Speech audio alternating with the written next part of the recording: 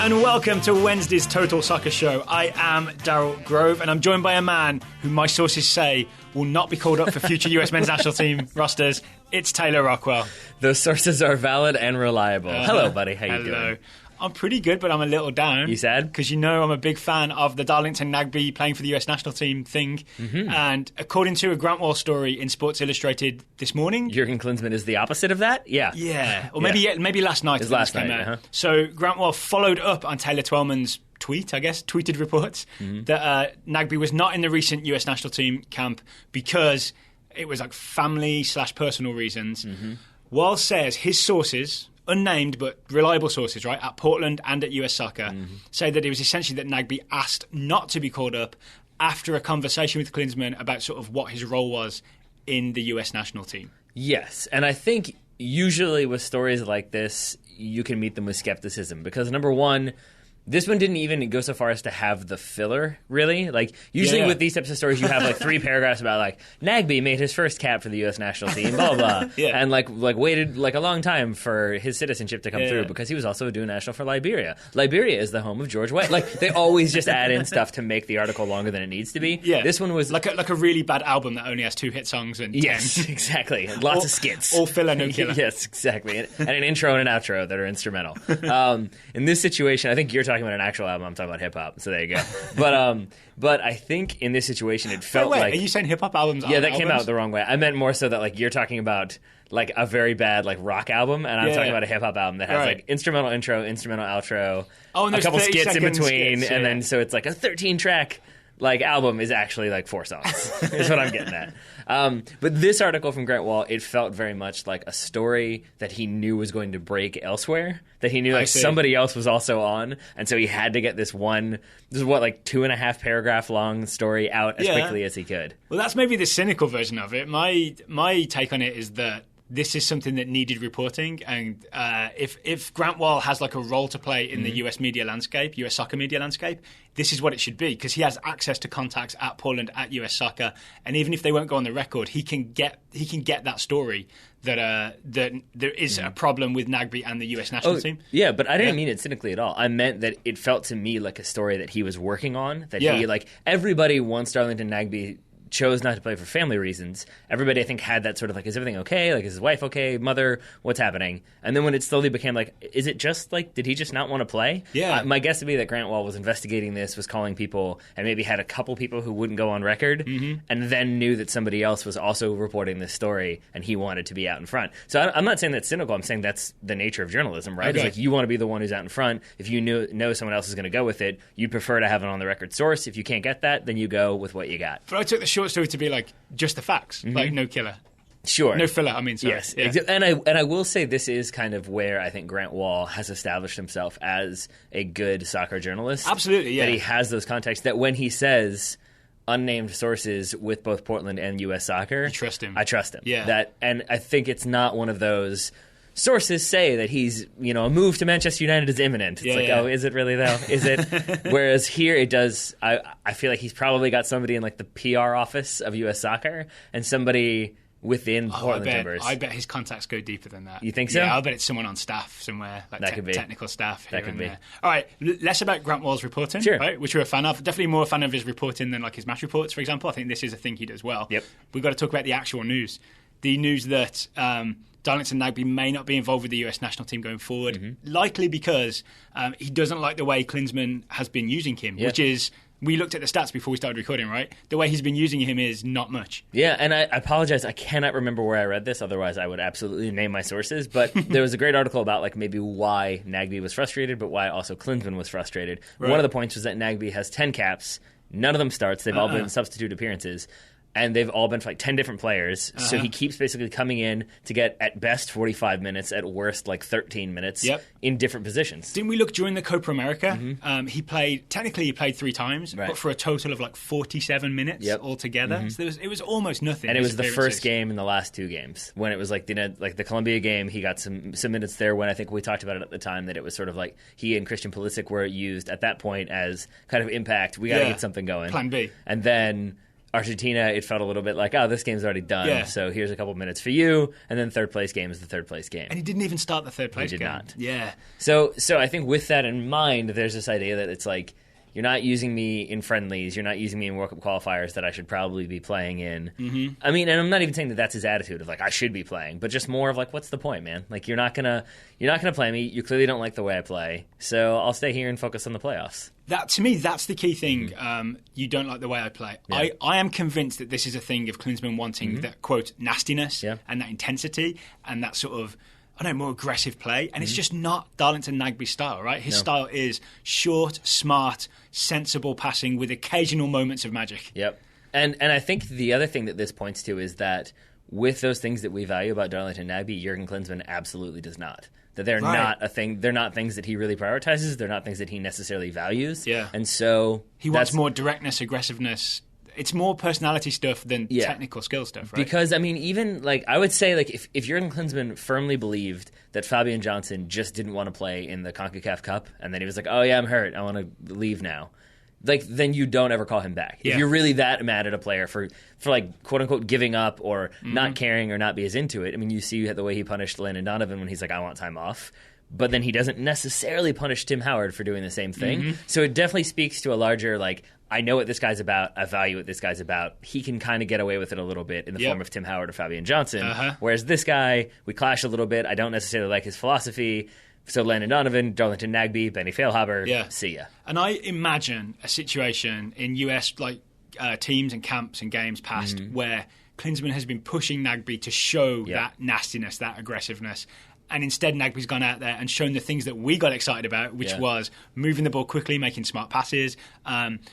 Suddenly, the tempo of the US team changes. Like the ball seems to move a lot nicer, and there are 1-2s, and we love it. But that's not what Klinsmann's looking for. He was looking for that something else, and that's why he's not letting him start until he proves that. And basically, you're asking Nagbe to do something he is not in his nature to do it. Right. And so he's not 17, right? And he's in his mid-20s. He's not. It's very unlikely that he's going to change his whole style. And from everything I've read and heard from the different Portland Timbers blogs and podcasts, that Darlington Nagbe is a very good player. He's a very coachable player, but with that comes he wants to be told what to do. Needs instruction, specific instruction. He needs specific instruction on how to play here, and even then he might not flourish. Right. So if you put him in a spot where he's not as comfortable and doesn't have the specific instructions he needs, he's not going to play as well as in other spots where he feels more comfortable. And I think that's the case with a lot of players, but I think Jurgen Klinsmann, his strong suit is never specific instructions on how everyone needs to play individually and then as a group. Yep. And so you can understand why if Darlington Nagbe wants to play quick tempo possession, short passes, everybody's moving. It's not that physical. It's more about retaining possession. Yeah. He wants specific instructions, and but then he comes in. wants hit the channel for DeAndre Yedlin. He's fast. Exactly. Then and the other thing, and the flip side of this, I want to say though, is that so then it leaves fans and journalists, I think, that like Darlington Nagbe, saying I feel like I'm taking crazy pills. How can you drop him? And my guess would be, on the flip side, Jurgen Klinsmann feels the same. Of no, this is a guy who doesn't fit what I want, who isn't doing what I'm asking him to doing. Why would he I won't play be him? Physical. Why should I call him in? And now he's refused to call up when I made the effort to call him in. No, I'm good. So here's the flip side of this, right? We're all very disappointed, and a lot of the reaction has been sort of basically anti-Klinsmann because it's he's failed to get the best out of Darlington Nagbe, or he's failed to manage him in a way that makes Nagbe work for the US national team. But the flip side is it's Nagbe that has declined this call-up, and he could have gone in for the camp for the games against Cuba and New Zealand, and he could have had another opportunity to be all right, I'm going to do the things that Klinsmann wants. I'm going to show him I'll be as aggressive as I can be. If it is that, it might be something else, but there's obviously something that he's looking for. Yeah. So is there a situation where we should be kind of mad/disappointed at Nagbe himself for not sticking this out and trying to make it work? I think so, because I think, and maybe this is just my patriotic American side, but there's other guys who were in playoff chases who forego those, the idea of being completely fresh to go play for the U.S. national team and go to Cuba and go to RFK. And I think there are guys who maybe don't necessarily love the way they're utilized by Klinsmann, but they flew across the Atlantic to play. Yeah. And so DeMarcus Beasley used to keep coming and playing left back. I know, right? And so I think with that comes the idea that it does. I'm sure there are so many other things going on behind the scenes, and so it's probably unfair to completely speculate. And with that in mind, I'm going to completely speculate and say, though, that you do want the guy to come in and show why he should be there and show how maybe he can be a little bit physical, but maybe his game plan works, or just keep doing what he's doing. but then he's doing his game plan in the U.S. national team and doing the way he wants to play in the U.S. national team versus like, nah, I'll stay at home, thanks. It changes things considerably. It's sort of disappointing on all fronts, right? Like, I wish Kinsmann could see what everybody else sees in Nagbe. I wish he could find a way to make that work for the US team. I wish Kinsmann could get the best out of Nagbe. But I also wish Nagbe could meet him halfway and do some of the things, or just try and do, even fake doing some of the things that Kinsmann is asking him to do. Like, stay at home, look in the mirror, work on your angry face. Yeah. You know what I'm saying? Yeah. And that's why I think on the Goalmouth podcast, the podcast we do in conjunction with Dirty Tackle and Howler, George Qureshi, who was hosting today, kind of made the point that like it's kind of a quick story. Maybe we shouldn't make too much of this yet because there isn't so much information to go off of. I kind of agree that there's more information to come, but it's too big a story because we've spent, we spent 25 years waiting for Darlington Nagbe to be eligible for the US national team and get his call-up. I just remember being amped and counting the days. We have a Nagbe countdown clock here in Total Soccer Show Tower. Yeah, we did. That clicked all the way down to his debut. It's weird. Yeah, now it's just sitting at 0 and we don't know what to do with it anymore. So everyone was hyped for it, and then it's sort of like wanting something for Christmas, and then you open it up and you play with it for 5 minutes, and then you're just sort of done with it. Yeah, but it's really disappointing. Well, it's disappointing, but what I mean though is that it's also an element of like we don't know what's going to happen, and so it could very well be that like Darlington Nagbe comes because right now we've seen similar situations like this with the U.S. national team and elsewhere, and so we're kind of trying to like go off of that and be like, this is what it seems like is happening. This player feels this way, the coach feels this way. There's a disconnect, and now there's a problem. But it could be that Jurgen Kinsmann called up and said, unless you get a red card against Cuba, I'm not playing you. And it could be Darlington Nagbe being like, no, you're a jerk. I'm never playing for you. And then that changes the story dramatically. Yeah. So that's what I mean when like more information could come out that could completely change the narrative. Yeah. But until it does, you're kind of left with this promising player isn't playing anymore and seems like he's not going to continue to not play anymore. Right. Something has happened. The only thing that makes me feel kind of okay about this is that I imagine Nagbe would have been competing with someone like Sasha Kleshton for a central midfield spot. Yeah. And given Kleshton's performance for the US national team recently, I kind of feel like he's doing the thing that we expected Nagbe to come in and do. I know that they are different players. They're very different players. But Kleshton has brought something to the midfield that was missing in a way that we thought Nagbe would bring something to the midfield that was missing. So it's almost like we got second prize in the new midfielder sweepstakes by getting Kleshton back in the team. But it's kind of a decent second prize. All right, I have a half-baked idea based on what you've just said. Okay. Is the U.S. like a weird national team in that it has such fluctuation in like who starts that like I think of Italy, for example, where you've got like Pirlo for the longest time doing a Pirlo role. Yeah. And if you're a youngster who like can kind of do that same thing, you're gonna get a call up to a friendly or a call up maybe to a qualifier with the understanding that like, but you're always going to be Pirlo's deputy. Yeah. And maybe that hasn't always been the case with the U.S. national team. Well, Michael Bradley is probably our equivalent, right? So you certainly have certain players that are always going to get called up, but I do wonder if like the Sasha Kleshton thing you mentioned, that now he has kind of proven why he deserves to be there. Yeah. And so for Darlington Nagbe to be called in, it's not Andre Pirlo, it's Sasha Kleshton, and it's sort of like, yeah, but I play against him week in and week out.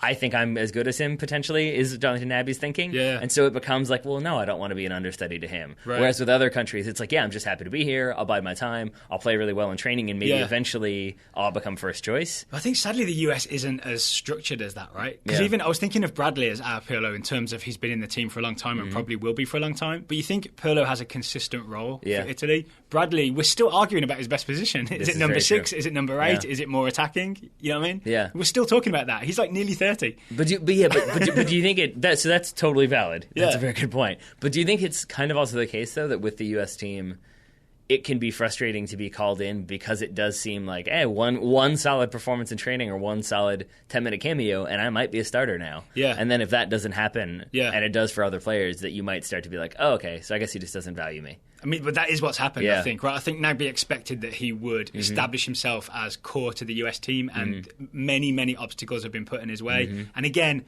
practice your angry face. That's words to live by right there. Thinking of a man who has established himself as, I believe, a US national team starter, and has established himself as a Borussia Dortmund starter, let's talk about Christian Pulisic. I was really wondering where we're going with this. Yep. Sort of to our surprise, although I maybe want to revise that in the future. Yeah. Pulisic started for Dortmund on Tuesday against Sporting Club de Portugal in the Champions League. And we kind of thought, because he started and played 90 on Friday in the Bundesliga game against Hertha, that he then wouldn't also play on Tuesday. Well, a big part of that was also that Emery Moore got a red card in that game, so we know he's not going to be available for league games, so we thought it might be that he gets some minutes here so Pulisic can be rested to play in the league. That was not the case. But instead, it seems like he's so key now. And again, I guess Royce and Schürrle are injured, so there's that. But he's so key now. He started and played 90 Friday, started and played 90 Tuesday, as Dortmund beat Sporting 2-1. In Portugal, which is kind of a big deal. Yeah. And it makes me wonder if maybe, like, for the early part of this season, Thomas Tuchel was trying to figure out his ideal 11, and so you do get, but we thought that was maybe more that, like, oh, he just likes rotation, so you're going to constantly get new faces in and players like in different places, and maybe now he has settled into his, like, no, these are my 11, and then I've got these guys on the bench who can all come in, and there will be some variation and some fluctuation, obviously. Well, Royce and Schürrle are big names, so when they come back, there is a chance that there's a fight on again for a starting spot. Yeah, but I think it's not so much of a, like, you two have played this game, so now you two play this game, and then next week these two play. Like, it does seem more, it's like, no, I've got my 11, and then, when they come back in, then they'll compete, and then whoever wins that. But it's not so much of an emphasis on rotation the way I thought there was earlier in the season. Fair enough. So it does seem like Pulisic is going to be a regular starter in the Bundesliga and the Champions League. Should we stop being surprised when he starts? Yes. Because still, when he starts, we get loads of tweets at us. Okay. People saying, Pulisic can start in 11, everybody's excited. And I've got to be honest, when I see those tweets appear on my phone, if I haven't already seen the lineup, I'm like, yes! I think, I want to revise it. I'm excited. Because we shouldn't stop being excited when we see him in the lineup, but I think we can watch his games differently. Because I think before, when we would get a 45-minute cameo, or even like when he first would start, we would watch the whole game, and I still have my Rooney chalkboard up on my chalkboard on my side of the office, which is like Rooney good, Rooney meh versus bad. We would kind of do that with Pulisic, right? Where we would watch the whole game and be like, ooh, he had that one turn, or like, oh, he kind of shaded over to one side. That was really good. Yeah. Like, we were way microanalyzing every little thing. I kind of enjoyed it though. I feel like I got to know his style really well. But now I think part of that was like, wow, look at all the things he does. He deserves to keep starting. Like, wow, look at all these good things. This is why he's starting. And now it's just like, he's a starter. So you kind of don't need to, like, oh, he made that one tackle, or oh, he tracked back there. It kind of changes it into less of like a minute by minute, performance by performance basis, or individual like section by section performance basis, and into he had a good game. So he's not being given a chance, because that's what it used to be, right? Exactly. It used to be like, this is Pulisic's chance to impress. Yeah. Now it's just like, Borussia Dortmund have a big game. It's very likely he's starting, or at least very high up the chart in terms of contention. And so, like, I think I teased you on Twitter by saying, like, so Dortmund's first goal, it's a great finish by Aubameyang. He's played in by Götze, but Götze collects the ball off of a failed clearance or collection by William Carvalho, which comes from a header from Christian Pulisic. Pulisic. And I do think that in the past, we/you might have been like, no, I mean, he wins that header. He knows he's trying to get it to Götze. It's not a great header, but it gets to him eventually, so he deserves the assist. And I think we don't necessarily need to do that anymore. Before you had tweeted that, and I do enjoy you sort of baiting me into having that discussion. I guess we will in a minute. I'd seen a tweet from Joe Martella. Are we really going to have that conversation? Joe Martella had tweeted us to say, Pulisic with the MLS assist for Aubameyang's goal. Yeah. So, as I understand it, I think they've tweaked it quite a lot, but MLS will give a secondary assist if your pass before the pass that made the goal contributed significantly to the move. Right. What I saw with Pulisic was a header which he won and tried to get to Götze, but it was kind of short. And Carvalho, if he had maybe better coordination, which he normally does, he would have collected that ball, right? But he misses it and it bounces through to Götze, who's able to collect and then play forward to Aubameyang. And even then, if that were the case, then maybe I could see him getting the MLS assist. But what I actually saw in this game, until they switched sides, he and Dembele, Pulisic initially started on the right, Dembele on the left. They switched about like the 36th minute of the first half. Before that, he was having to do a lot of like rapid tracking back and a lot of slide tackle clearances and trying to intercept the ball. And this one felt doing more it successfully. Yeah, he had, but this felt like that. It felt like, oh, this is an opportunity for me to backpedal and get a header and kind of break up this trying to sequence. It was a defensive play, not a sort of, oh, this header will start a move kind of play. Yeah. And that's where Are you saying you have to wait intent when you're given secondary assists? Absolutely. Because if he had been running through, if it had been like a ball over the top. Court of law. Yeah. If it's a ball over and then he like tries to do the first time header into Götze. Yeah. And then like Carvalho doesn't really deal with it and so then it still gets to Götze. area, then it's an intentional move to try to start an attack. Whereas here, it felt more like, I can break up the play. Oh, okay, and then that happened. So maybe we won't give him the MLS assist, and I'm sure UEFA won't, so we're good. But maybe that is actually a good lens to view this Christian Pulisic game through, because he actually does a lot more defensive work than attacking work. He has his bursts forward, he dribbles forward quite a few times, gets a couple crosses in here and there, but I think he hits the bar actually. But there's also, mostly it's him doing a really good job of making those decisions of when to mark one of the outside players, when to step in, when to press and cause some pressure. Like it's one of those games for him instead. Yeah. I mean, and then I think that also explains maybe why that switch does happen. The one I talked when he goes from right to left, he switches with Dembele. Yeah, because I think he was getting many more of the attacking opportunities. And I think part of that was of his own creation, as you said. He did have that one where he broke 90 yards and then shot wide. Yeah. But I think part of that was also just the way the game was being balanced. That it seemed like Lisbon wanted to come down. Sporting Club de Portugal wanted to come down that left-hand side, and so he kept getting kind of knocked back. But as a result, there was so much space in front of him that it seems like Thomas Tuchel wanted to switch, have Dembele, who's a little more physical, can be in there and knock people over, but also can then stay forward a little bit more and be that threat and maybe pin back that outside back more so than Pulisic was doing. So is it more that Pulisic was switched to the other side to do his defensive work over there and let Dembele have some fun on the right? I think so. Yeah. That's how I read that one. At first, it felt like maybe he was getting lucky with some of those slide tackles, and Thomas Tuchel was like, "No, I want to have another guy in there who's bigger, can knock people over." Oh yeah, because we saw him shade to try and close down the passing lane. Sporting would try and force it anyway, and Pulisic would intercept it, but at a stretch, right? In a way that a millimeter either way it could have gone through, but it never did. Exactly, but it never did, and that's the key point. One more thing I want to talk about with this game, not just Christian Pulisic. I also want to talk about Julian Weigl. Sure. Weigl or Weigl, I'm still not sure. Weigl, I believe. But he scored the second goal for Dortmund. Turns out to be the game-winning goal because Sporting get one back.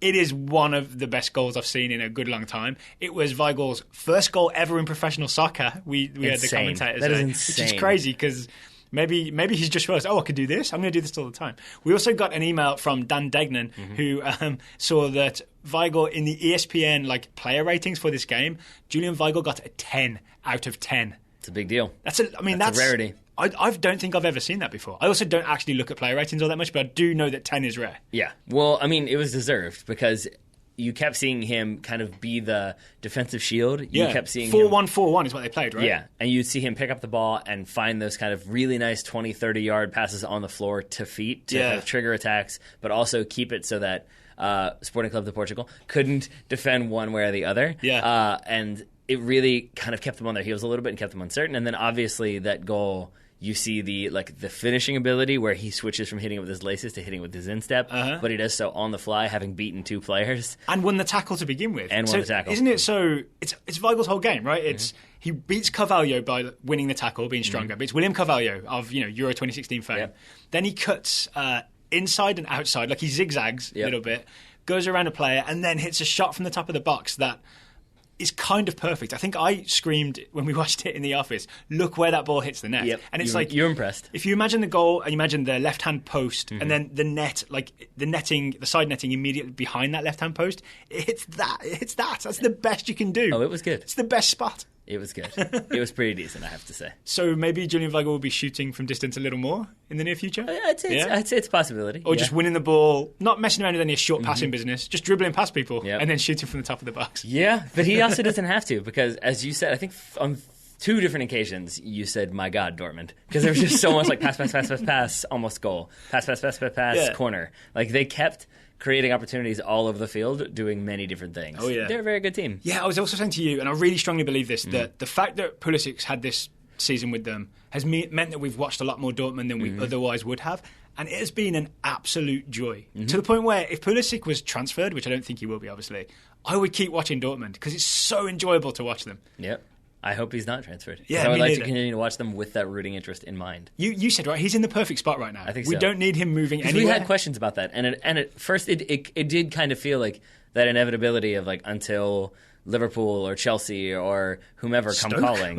Or a Premier League club with money to spend. Yeah, and then it felt like that. Well, and that's all of them. And the more that I think about it, the more I think, no, I don't want him to move. The only place, as much as it pains me to say, that I think I would like to see him, if he were to move, is Liverpool. Right. I feel like it does Jurgen Klopp kind of has that high pressure system. It does seems like has a good kind of like that coaching presence. You see what he's done for other players like Adam Lallana, and I feel like he could be a good mentor for Christian Pulisic. Yeah. But outside of that, I'd rather he stay with Dortmund. Yeah, especially because all the games are on Fox Sports, right? You can find them. It's a kind of a perfect situation. Yep. All right, speaking of Champions League, there is one final thing we have to talk about, mostly because Tottenham fans kept tweeting it at us. Hello, Mark Bajalski. It's that Hugo Lloris save for Tottenham against Bayer Leverkusen. Yeah. First of all, it did not go over the line. In much the way that Julian Weigel's shot did go over the line, this one did not. Yeah, because UEFA have the goal line technology that proves that the entire ball did not cross the line. The really impressive thing about this Lloris save, and if you haven't seen it, maybe we'll put it in the show notes so you can watch the streamer of it, because it is incredible, is how he does it. Pilates how was is it the achieved? answer. That's what I'm saying. Pilates and yoga or something like that. Whatever allows you to have the most core strength possible. Well, I guess if you haven't seen it, it's a ball that zips through the corridor of uncertainty for Bayer Leverkusen, gets to Chicharito at the far post, who hits a first-time shot with his instep, which Lloris essentially dives backwards, scoops it with one hand, then does a rollover, like a military-style rollover, and comes up with two hands on the ball. Like, it looked a certain goal. It definitely did. And so then on the 10th viewing, I decided that it was Chicharito's fault because he does, like, basically the ball comes across to him. He has 2/3 of the goal to shoot at, and he shoots it at the 1/3 that he shouldn't shoot at, which is where the middle, right? Lloris is. He could have had a far post finish inside the far post. I mean, he could have, if he had just like caught the ball between his legs and slid into the goal, it would have been a goal. But because he tries to hit it back across, I don't think he meant to. I think he mishit it. But then I was realizing that actually makes it harder. Yeah. Because Lloris then has realized that Chicharito's there. He's about to go full stretch to try to go all the way across. Yep. And if you are at full stretch and it's hit behind you, you're going to have to like scramble and flail your legs. And so it's that he can immediately react to that and get a hand on it to keep that ball out. But then also adjust his body because now he's diving backwards.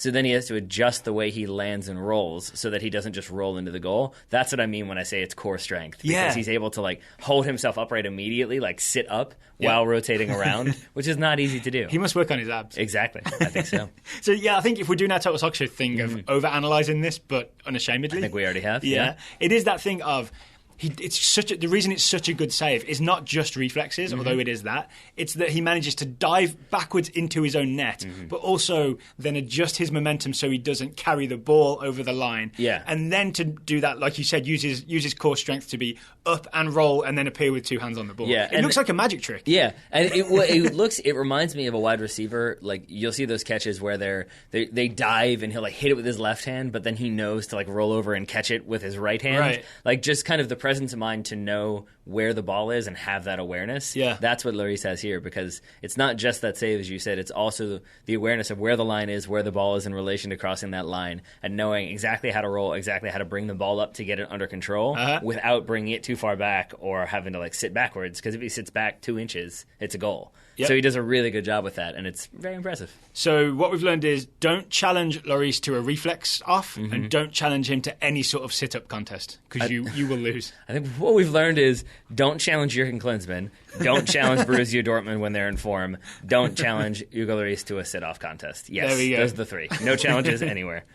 All right, it's a short show today because we'll have another one for you later on after we watch Barcelona versus Manchester City. We're about to shut this down and watch that game. We'll have a review later on today. Sounds like a plan. All right, Taylor Rockwell, thank you for taking the time to talk to me today. Right back at you, buddy. Listeners, thank you for listening, and we'll talk to you again later on.